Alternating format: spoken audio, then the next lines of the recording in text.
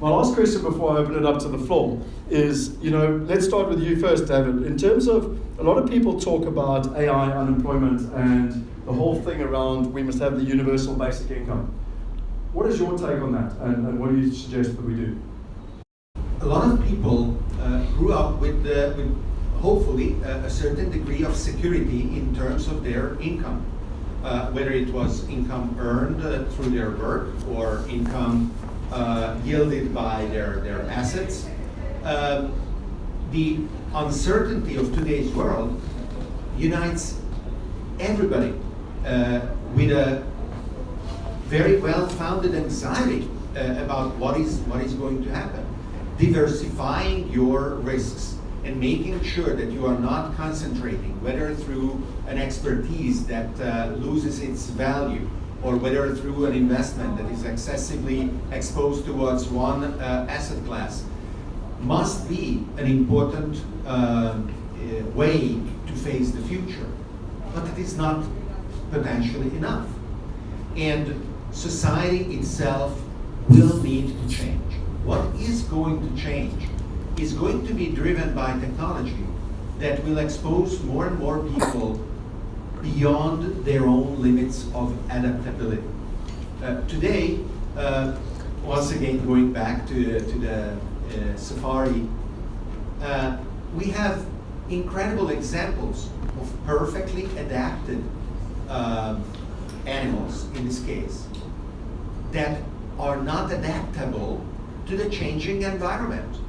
And whether it is a rhino or a hippo or a lion or a cheetah or all the other beautiful animals that I've seen, they are close to going extinct exactly because they are not adaptable.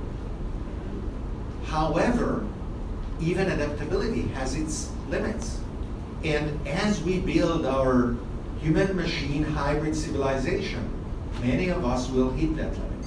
I'm experimenting on that edge. I have a chip implanted in my hand that enables me to experiment in a lot of ways what it means to merge with machines.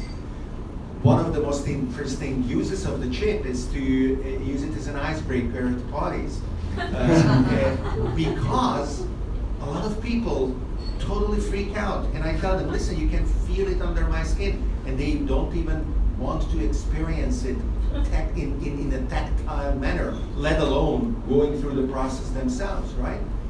But when 10, 20, 30, 40, 50% or more of the population will throw in the towel and say, this is a world that I cannot actively participate in, the social contract will need to be changed.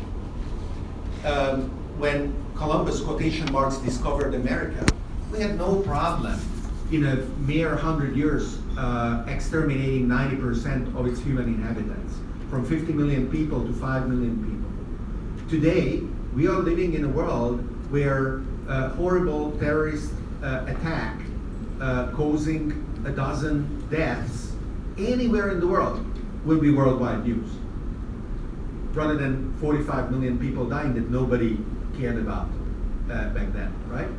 And of course, individually, all of those people is really horrible that they died, but the fact that we are now so self-aware as a species that we care about a dozen people dying anywhere in the world is incredibly uplifting, because that will guarantee that we will put in the effort necessary to work out a new social contract that will overcome today's syllogism. Today we say, if you work, you're worthy to society, exactly in proportion to the value of your economic output. If you don't work, you can go and die in a ditch. That is the social contract. And obviously it cannot stay. It will be replaced by something.